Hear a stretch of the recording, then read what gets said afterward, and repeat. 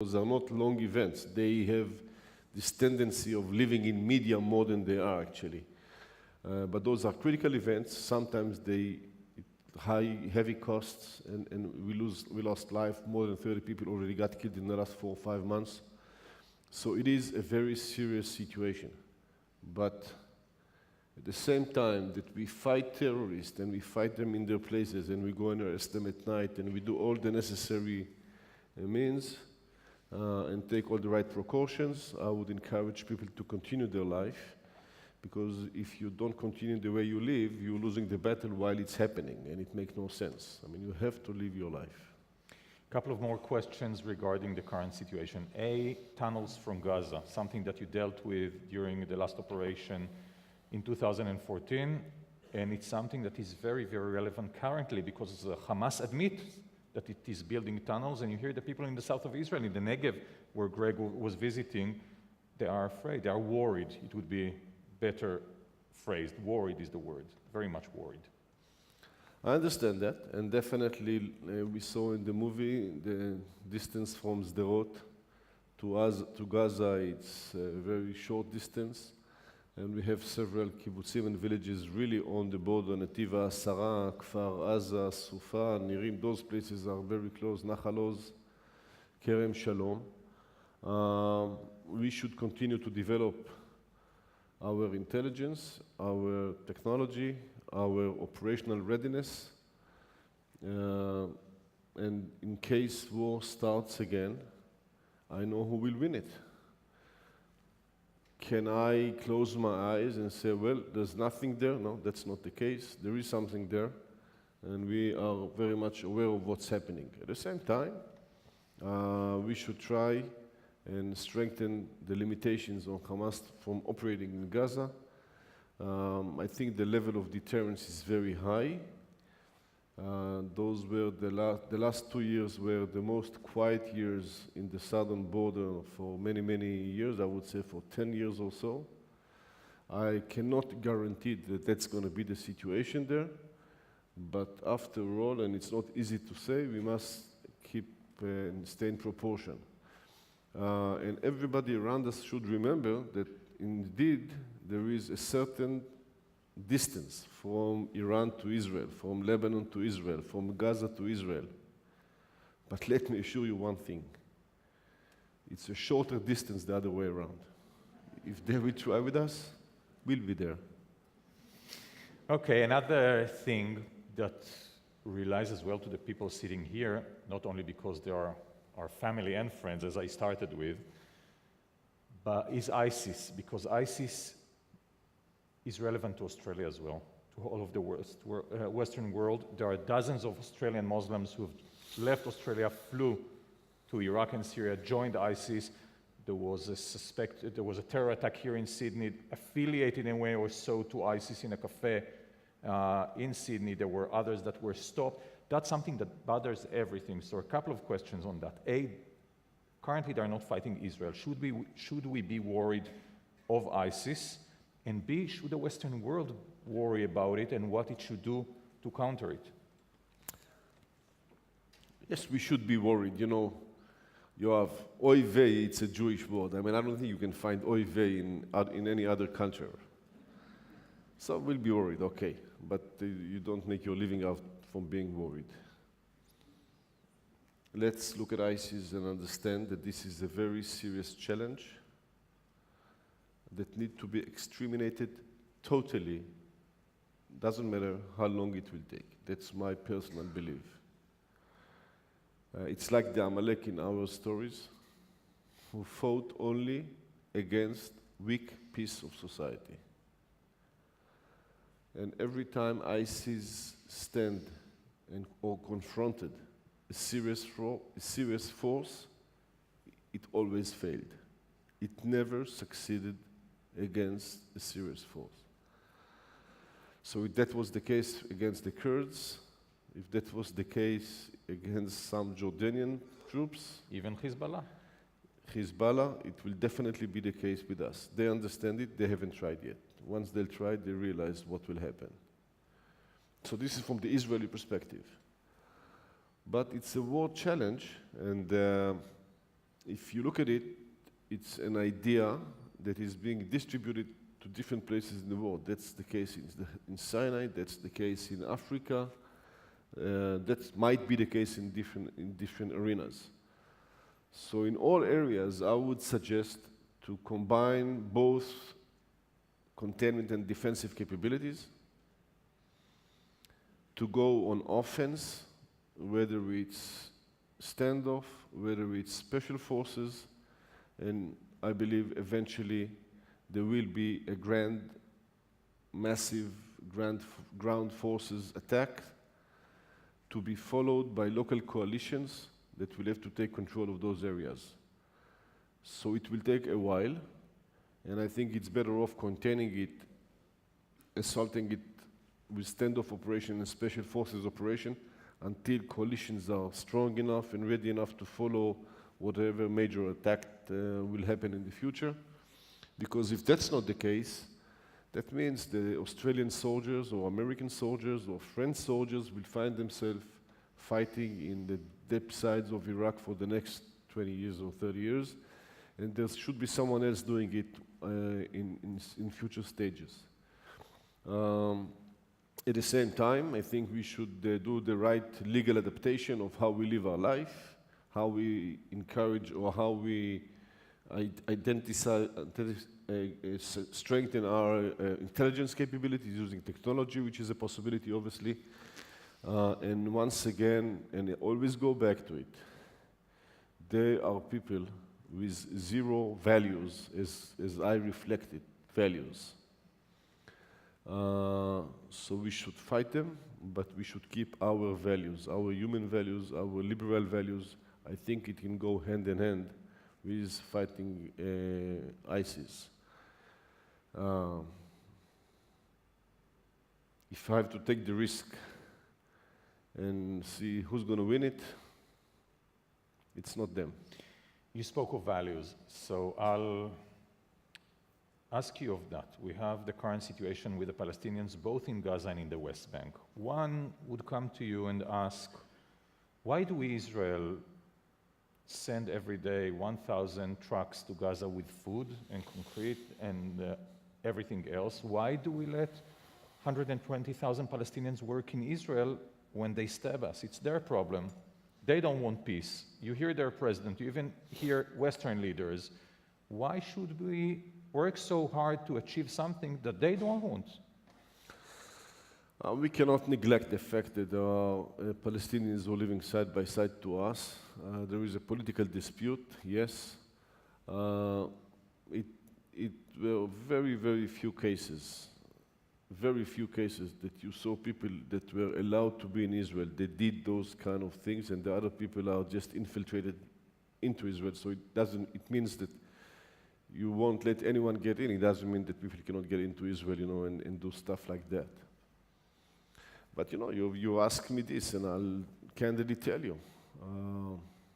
And it goes back to Rabbi Yedidia, or to my mother, actually. During casted operation, and now that you know her background, so I can tell this story. During casted operation, Grad missiles, rockets actually fell at the backyard of the family, where the agriculture fields of my family. So I called my mom and asked her, are you going to the shelter? And she said, no. I said, why aren't you going to the shelter? And she said, Benny, I've seen worse things than that. She said, if it doesn't hit you, it's not a problem. And if it hits you, it's not a problem anymore. This is what she said. But then she added, seriously speaking, she said, you should never stop fighting, but you should never stop sending them food. Which I believe is a message of moral strength and moral and human aspects of being strong, yet being right. Not only in how the world looks at you, but also how you look at yourself. Who is it that we are trying... Thank you. Who is it that we are trying to convince. We try to convince the world, okay, I get it. But we wake up in the morning and we look at ourselves in the mirror. It is us there in front of ourselves, whether we shave or put some makeups. Our values are important for us. I don't care about the others. Just for a second, I don't care about the others. I do believe that all men were born equal. Unfortunately, there are two places it's true. Places like the Ron's village, where everybody is equal, tragically equal, or graveyards. But you need to live by your own values. And I would like to respect myself. This is why I think we're doing it. So I'll follow up on that by starting with a figure that I assume nobody here knows. The second Intifada, Doron mentioned it, lasted for 10 years, ended in 2006, about 5 or 6, about 1,000 Israeli casualties when the fence was nearly completed, and there was the last suicide bombings in Israel. Ever since 10 years, 120,000 Palestinians have been working in Israel, but one case, 3 months ago, none of them committed terror. I'm saying it, 120,000 people every day, 10 years, 0 terror attacks, which leads me to the question, if that is the case, and those who are working have better things to do than killing Israelis, because they are busy in other things before they get to time to kill you and me, maybe the solutions should start economically, by living, by finding things that will push them away from thinking of doing bad things to us. It is part of the equation, I would say. Economic promotions and interests are very much there. I think if you would talk to non-political elements, by the way, on both sides, you will hear similar things, understanding that both societies needs to find the way of living together. And actually, you know, I've been getting messages from different places within the Palestinian area talking about the fact that we need to find ways that our children will not butcher each other. So those are not politicians. Those are mainly businessmen who understands that we are not going there from there. We realize that they're not going anywhere. So we're better off find ways to live together. Now, I would not give up strength. I would not give up security considerations. It's a tough neighborhood, as I said, and things around us are changing on a daily basis. Countries around us are not as stable as they were before. I cannot guarantee what Jordan will look like in 10 years from now or in 20 years from now. Therefore, whatever we do, we should try and promote stability, promote economical events, but at the same time secure in terms of security. So you rose it for me for the next question. I want to ask you about Israel, because you said again and again that if you look at the mirror and you see a zit, you don't break a mirror. You just take care of the problem. We have a problem with the Israeli people. We are, 12 tribes, but we fight each other. We are sometimes ignorant to each other. Sometimes we don't like each other. These technology making Facebook, talkbacks, making life much harder. I believe it exists in Australia as well, but in Israel everything is very loud and sweaty, like everything. What do we need to do? Being here in Australia was very supportive of the right causes always. First World War, Second World War, very supportive of Israel. I believe it may be the most supportive Jewish community in the world of Israel. But what do we need to do to keep ourselves united, together, joined, for the right cause? Yeah, it's true. We need to stay united. We need to promote unity. And let me tell you, I'm optimistic in Israeli perspective mainly for two reasons. One, I look at my kids. Both Revital and myself, we have 4 kids. One already finished his service. Our daughter joined the IDF 2 months ago. And we have 2 young ones that will cause us to have military laundry on our ropes for the next, 15, 20 years. And I'm not objective, of course. I think everything they do better than us. And I think it reflects for the entire country. We have a great, great young generation, which is a great promise for us. So I have no doubt about what is it really the Israeli society. And I also know our tradition. We have 3 synagogues, one we go, one we don't go, one we will never go. So that's also the case we have. We flourished by disagreeing with each other as long as we had an acceptable framework. And I think that this is very true to those days. There is an acceptable framework. It's called Zionism. This verb and action or title never really disappeared. It just changed the way we conduct things in Israel. So can we have so many different colors in Judaism, in Israeli society, Jews, non-Jews, Arab? Yes, we do. I saw them all. I visited 77 families after the last war, rich and poor, religious, secular, Jews and non-Jews. All of them was the Israeli society as I know it, ready to pay a price when needed. So if we'll be strong and united from the inside, if we'll be supported from the outside, worldwide, superpowers, nations, states, Australia is a great example.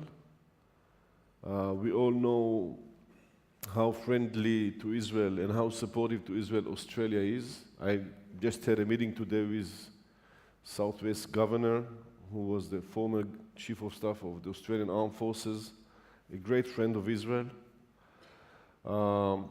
And here, I think also the Jewish communities and you here really have a role. It's not just being Australian, it's being Australian Jewish. Australian Jews, 52 of your sons and daughters are serving currently in the IDF. This is something we have to appreciate very much.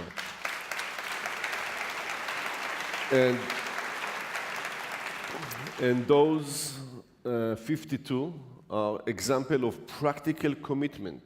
Doron talked about practical commitment. Commitment cannot be a verb that no one fulfills. If you're just talking about it, then it's just demagogue things. If you do what you talk about, it means you mean business. That's what my mother did, that's what Doron did, this is what I'm doing, this is what our kids are doing, this is what your kids are doing. This is what you all should do. Thank you. It is our mission.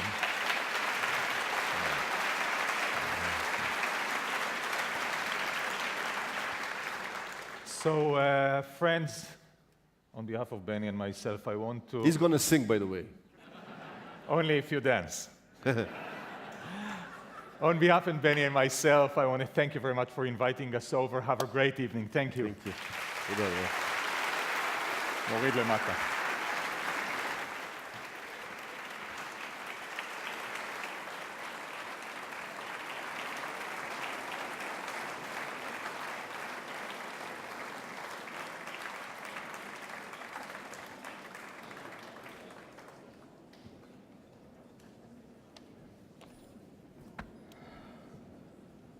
Wow.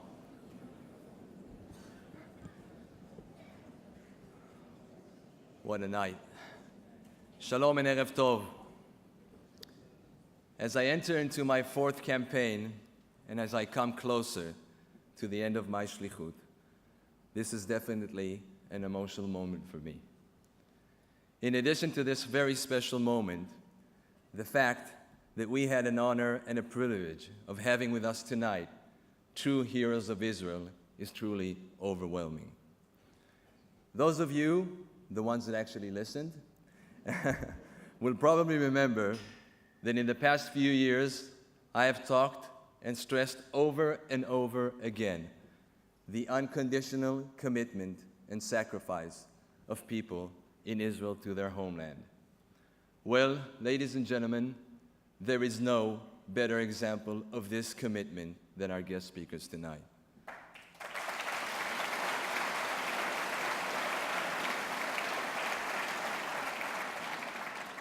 These are the people that day and night were making sure that all of us can sleep well at night. These are the people that knew what were the challenges and what was needed to be done to overcome them. These are the people that unfortunately paid a personal sacrifice. And these are the people that hopefully will lead us as future leaders of our nation. Benny, what a true honor to have you here with us.